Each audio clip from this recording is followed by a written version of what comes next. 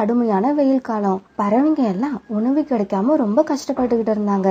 உணவுக்காக அவங்க ரொம்ப தூரம் பறக்க வேண்டி இருந்தது. மற்ற பறவைங்களை போல சோனா குருவியும் ரீட்டா கிளியும் காலையில இருந்து தங்களோட உணவை தேடி அலைஞ்சுகிட்டு இருந்தாங்க. ஆனா அவங்களுக்கும் எந்த உணவுமே கிடைக்கல.